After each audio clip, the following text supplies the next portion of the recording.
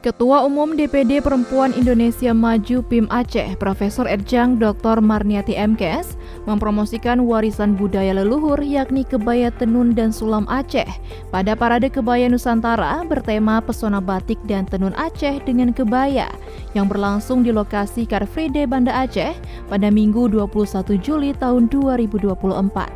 Profesor Marniati mengatakan bahwa kebaya, tenun, dan sulam Aceh bukanlah hanya sekedar pakaian, namun memiliki makna dan manfaat yang lebih luas bagi masyarakat. Kebaya ini memiliki nilai ekonomi yang dapat menjadi sumber pendapatan keluarga di Aceh melalui usaha UMKM yang dapat membangkitkan giat ekonomi di Aceh. Profesor Ejang Dr. Marniati menyebutkan tenun Aceh merupakan tenun tua yang sudah ada berabad-abad yang lalu.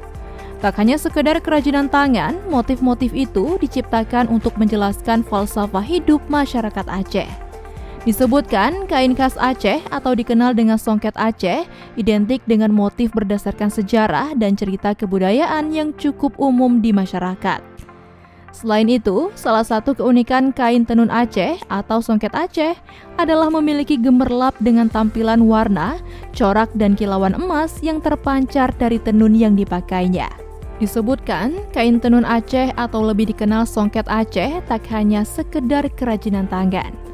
Beragam motif yang diciptakan syarat dengan makna untuk menjelaskan falsafah hidup masyarakat Aceh yang religius. Profesor Marniati juga menyatakan dukungan penuhnya agar budaya warisan leluhur Indonesia, yakni kebaya, agar kedepannya mendapat pengakuan dari lembaga internasional UNESCO. Bagaimana kita mengajak seluruh masyarakat untuk dapat melestarikan budaya Indonesia. Begitu juga kami dalam kegiatan parade ini ingin mempromosikan, terutama itu adalah tenun dan kain sulam Aceh yang berasal dari berbagai daerah.